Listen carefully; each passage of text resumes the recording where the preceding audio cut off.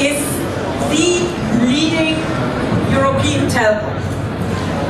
Now you could ask, what does that mean? Leading telco, leading European telco. What does that mean in essence?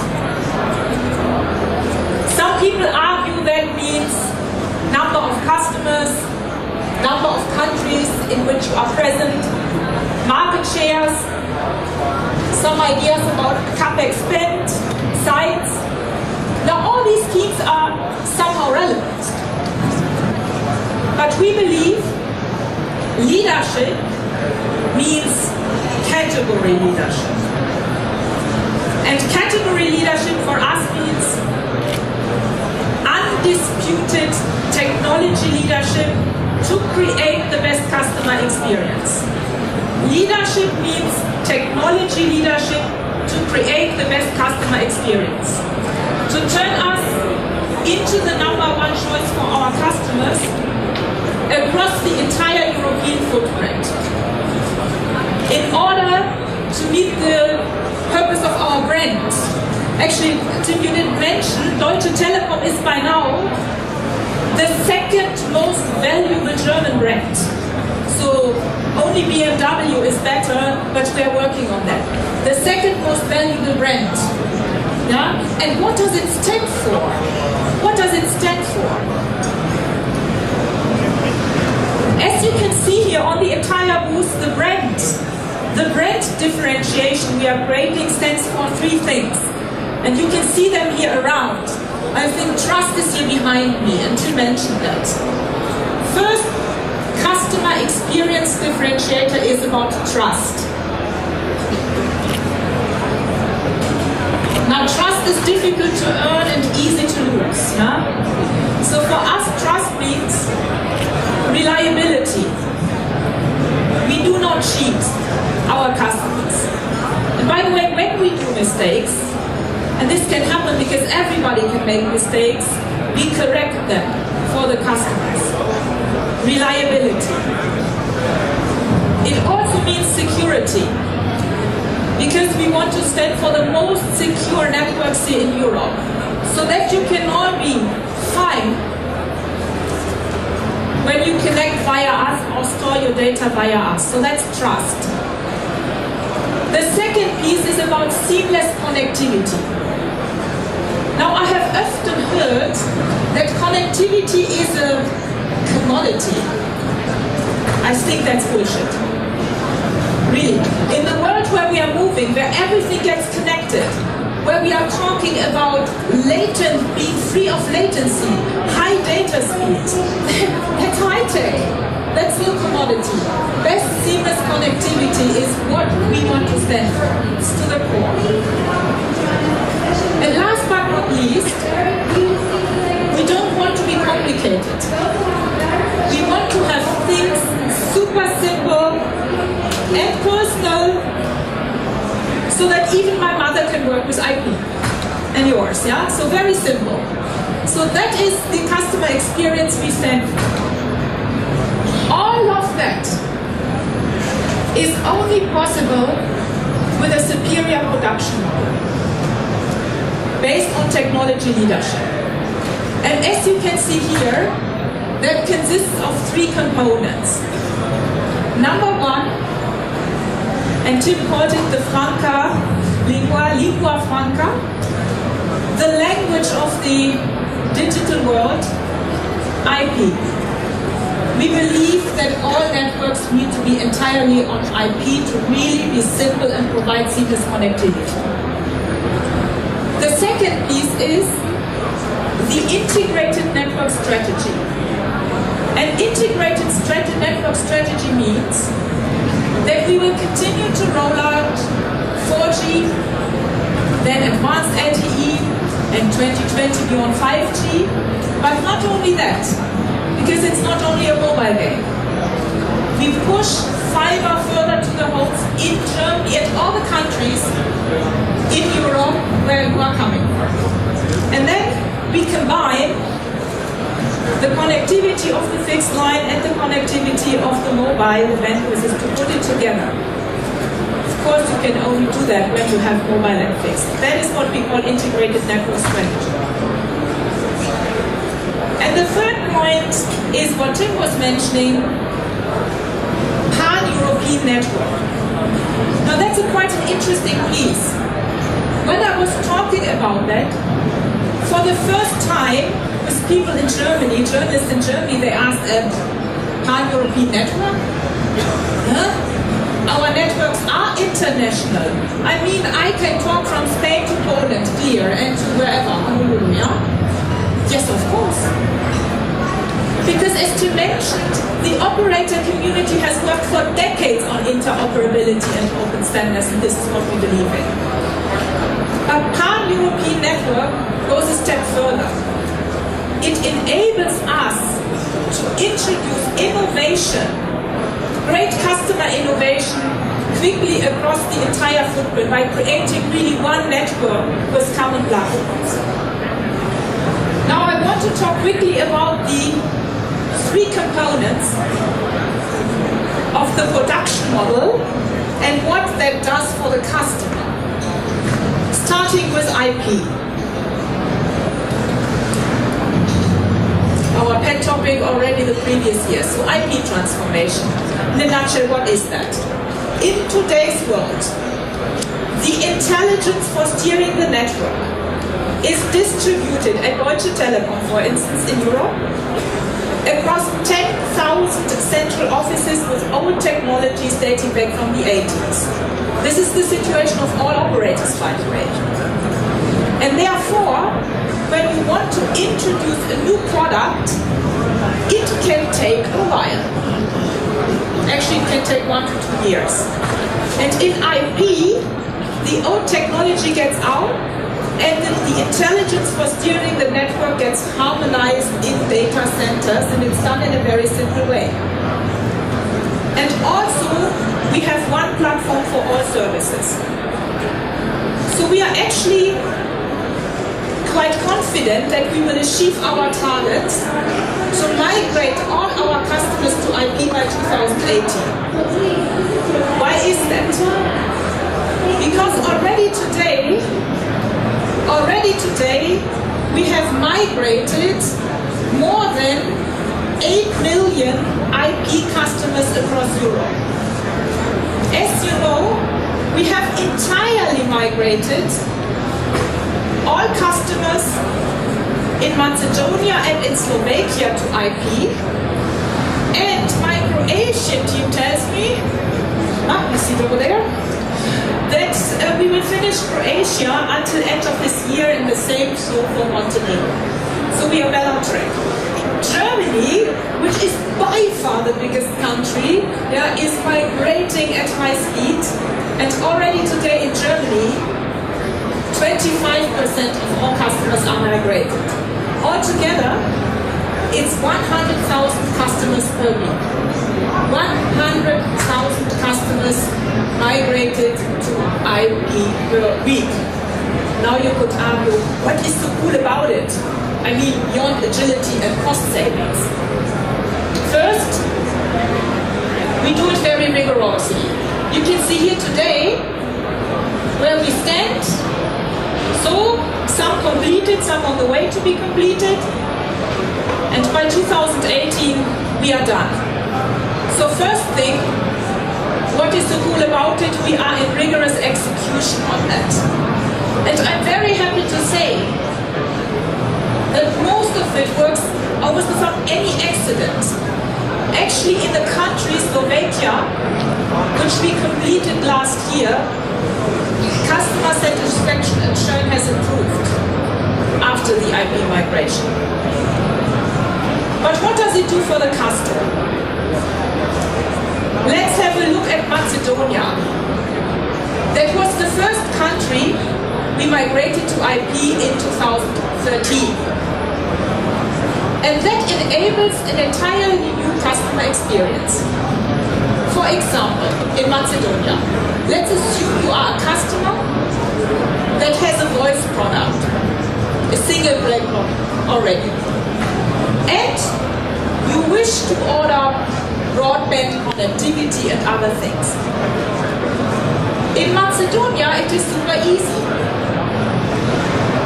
You take your pad, your computer, your smartphone, with few clicks, just a few clicks, you order and you get it immediately. You don't have to wait in call centers, you don't have to go to the shop, you don't have to wait for a technician to come to install. You get it immediately. And why is that? Because the IP network is pre-configured. So the huge advantage is that we make things simpler. We take away usage hurdles because you can do blah blah. So here is my summer home at the coast somewhere. Yeah, and then you can say, I want broadband on demand just for a week. Click, click, you get it for a week. We also have the offer to do it actually for 24 hours, then people can try. And if they like, and what I'm hearing most people like, you can then order something which you take for a year or two. That's plug and play. And that is made possible by the IP transformation. That's Macedonia. Now coming to the second piece of the equation. Integrated network strategy. As we have here many colleagues coming from Eastern and Southern Europe, let me say, Tim, I'm very happy that we have now also decided to invest more intensively into integrated networks in Europe outside Germany. In Germany, you know the story already for a while. And of course, we have invested heavily into LTE rollout in the countries. But now we said, in the entire central and eastern and southern footprint, we want to invest into an integrated network strategy. And that means, in addition to further LTE rollouts to which we commit, in addition to further LTE rollouts to which we commit, we bring fiber further to the homes. Yeah, and we also invest into the fixed line business and then we combine it. We will actually roll out the next generation of access, and for those who are interested in the technical details, you will know in Germany the broadband rollout was very much about vectoring, yeah, which enhances the bandwidth of the copper line. In the European footprint outside Germany, we do a combination. In several countries, it's indeed about fiber to the home, really fiber directly to the home. Greece, someone is here from Greece. Yeah, so Greece, same story as Germany. Greece will be about vectoring.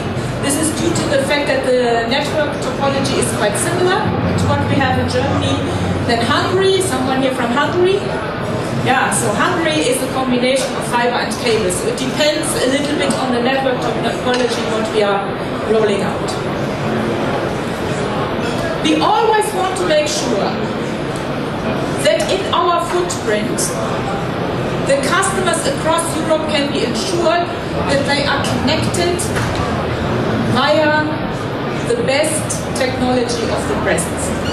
So that is the integrated network strategy. Now what does that mean if we take a look? LTE pop coverage, here you see some countries, I've just taken a few examples. You see that already today, in several countries we have already a pop coverage far above 70%. And by the way, Germany and Hungary most advanced here. Going forward, and now you get the same picture, for 2018, it goes up, so you see we will have an LTE pop coverage which reaches almost the entire population. Yeah, it goes to the 99%. Now let's have a look at the fixed access.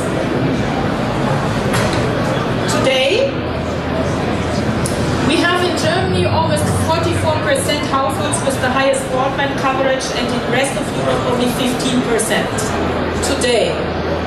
So this is why we said we invest into the fixed line network, because that is our aspiration. By 2018,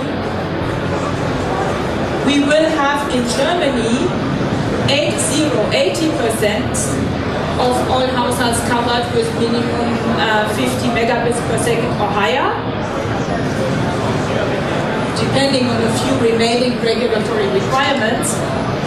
And in Europe, outside Germany, we are committed to have 50% of all households covered with, in this case, at least 100 megabit per second.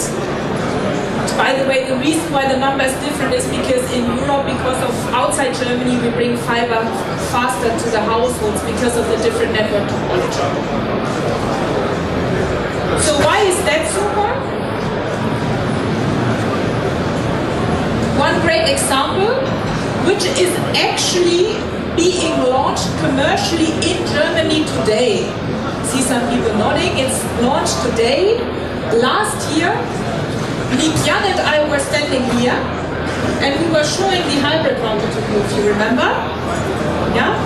And this thing, the hybrid router, combines the access speed of the LTE network with the access speed of the WLAN from the fixed line network to, when it starts altogether, 200 megabit per second in download and 40 in upload. And that is launched in Germany today, as I speak. TV in Germany gets integrated in 2016. And now for the rest of Europe outside Germany, we want to roll out round about 100,000 hybrid routers until 2016. So, and is there someone from Montenegro? Yeah, so Montenegro, you are the next. So this year, yeah, we want to, because we piloted the hybrid router in Montenegro, and this year we also want to start the commercial launch of the hybrid router in Montenegro. Next one is Hungary. So again, same logic here. Needless to say, that the hybrid router is a very good example for ensuring best seamless connectivity. So now coming to the newest thing, which we are going to launch today, tonight, commercially. Pan-European network. Pan-European network. My personal pet topic, Pan-European network. Because nothing symbolizes so much the need which we need to have in Europe, which is finally thinking European. And the need to create a production model that scales. A need to introduce products fast across all countries. So I have a certain management philosophy which goes like this. If a country and the people, the commercial leaders close to the customers have a brilliant idea, then let's do that fast. And I'm so happy about the Romanian team here, Nicola, I see you, that you managed to introduce FXC tariffs and a universal service app just in 4 or 5 months, not 2-3 years. Or Hungary. Hungary is cool. Hungary has the most advanced TV product which we have in the group. Yeah, in Hungary. Yeah, so by the way, this is why Budapest is now the center of competence for TV production. So I believe in entrepreneurial spirit of people in the markets and the commercial leaders. That's the paradigm.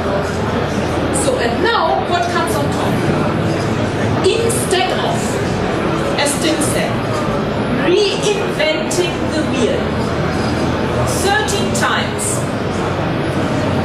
reinventing the wheel 13 times, we need a production model that scales it up. When something is cool somewhere, very likely it's cool elsewhere. This is what we figured out, because people are not so different in the end. Content is, but not the consumption behavior of certain generations. Yeah? So the purpose of the production model is not to create centralism. The purpose of the production model is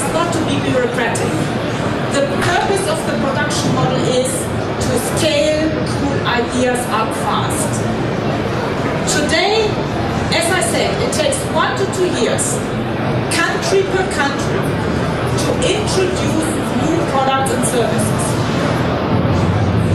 And the reason for that is not only that the intelligence for steering the network, as I said, is distributed over these 1,000 points and all is vendor specific. The reason is that every country, from all operators by the way, have different networks. Products are specified and developed country by country in a different way. Just imagine, BMW would create different production mechanisms with different factories in whatever different country they are operating. Sounds like a pretty